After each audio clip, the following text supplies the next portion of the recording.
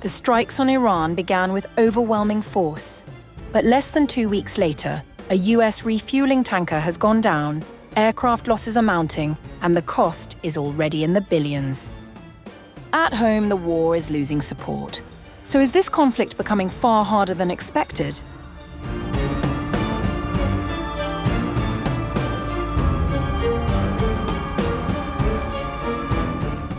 When America and Israel started bombing Iran on February 28th, in what the UN has described as a blatant disregard for international law, it is likely that they must have thought Iran wasn't capable of putting up much of a fight. But almost 2 weeks into the war, it has been anything but a cakewalk for the Western alliance. Iraq's resistance groups claim to have shot down a US Air Force KC-135 Stratotanker refueling aircraft in western Iraq. The Islamic resistance in Iraq, an umbrella group of Iran-backed armed factions, claimed responsibility for bringing down the aircraft, saying it fired a missile at the tanker while it was refueling a fighter jet mid-air. Reportedly, the refueler went down near Turaybil, along the Iraqi-Jordanian border. A US military refueling plane was shot down by a missile fired by resistance groups in western Iraq. All of its crew were killed. 6 service members were aboard the downed tanker. US Central Command told a different story. In a brief statement, CENTCOM said the KC-135 was lost during Operation Epic Fury in what it described as friendly airspace, insisting the crash was not the result of hostile or friendly fire.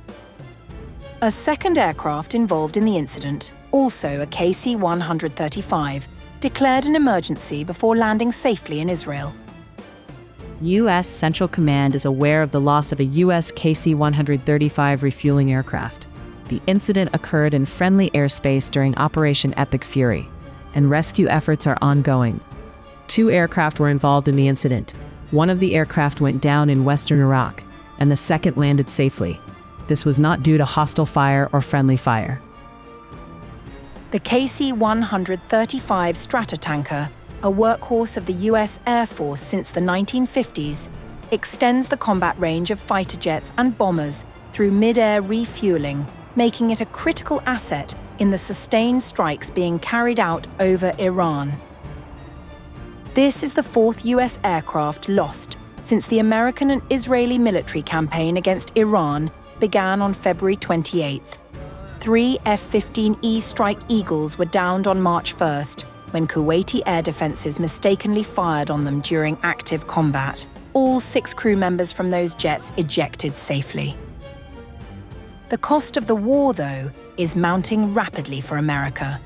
Apart from 7 soldiers losing their lives, the Trump administration has estimated that the first 6 days of operations against Iran topped $11.3 billion, with lawmakers now being warned that a further $50 billion may be needed. The war has also proven deeply unpopular at home.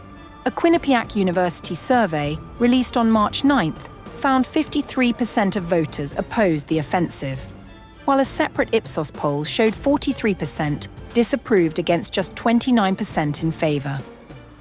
Since hostilities began, an estimated 1,348 Iranians have been killed, along with 15 Israelis and 17 others in neighboring Gulf states as the conflict continues to widen.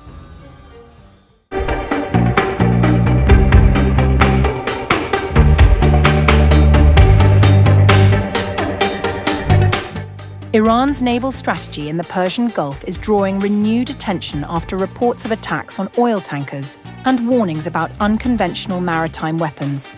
According to the Sun report, previously released Iranian military footage shows underground naval tunnels stocked with fast attack boats, drones, anti-ship missiles, and sea mines. Analysts say the system forms part of Iran's asymmetric maritime arsenal, designed to threaten shipping through the Strait of Hormuz, one of the world's most important energy corridors. Roughly 1/5 of global oil supply passes through the narrow waterway connecting the Persian Gulf to international markets. Iranian officials have publicly warned that the strait could become a battlefield if US and Israeli military pressure continues. Tehran has bragged of its 100-meter-a-second underwater missiles, which it claims only Iran and Russia own. Iran also said it would make the Persian Gulf run with the blood of invaders if the US and Israel continue their strikes. Recent maritime incidents have already disrupted commercial shipping across the region. According to a report by The Sun, explosive-laden boats struck 2 fuel tankers in Iraqi waters near Basra, setting the vessels ablaze and killing 1 crew member. Hours earlier, projectiles reportedly struck 4 cargo ships operating elsewhere in Gulf waters. The incidents bring the number of vessels hit in the region to at least 16 since the conflict began, according to the report. Shipping traffic through the Strait of Hormuz has slowed sharply as a result, with some vessels turning off tracking systems or rerouting to avoid potential attacks. Energy markets have responded quickly to the disruptions. The price of Brent crude climbed back to around $100 per barrel, after earlier surging above $110, before falling following comments by Donald Trump suggesting the war could end soon. Meanwhile, Iran's naval forces have warned they could target energy exports from the region. Iran's Revolutionary Guards said if attacks on Iran continued, they would not allow 1 liter of oil to be shipped from the Middle East to the US or its allies. Despite the threats, President Donald Trump said the situation would not disrupt global supply for long. Trump hit back, saying oil companies should use the strait because just about all of Iran's navy is gone. Security analysts say Iran's tactics increasingly rely on asymmetric warfare at sea. Small drones, mines, underwater vehicles, and explosive speedboats are being used to threaten commercial shipping and energy infrastructure. According to maritime intelligence assessments cited by analysts, the approach reflects Tehran's effort to impose economic pressure by targeting the world's most critical oil transit route.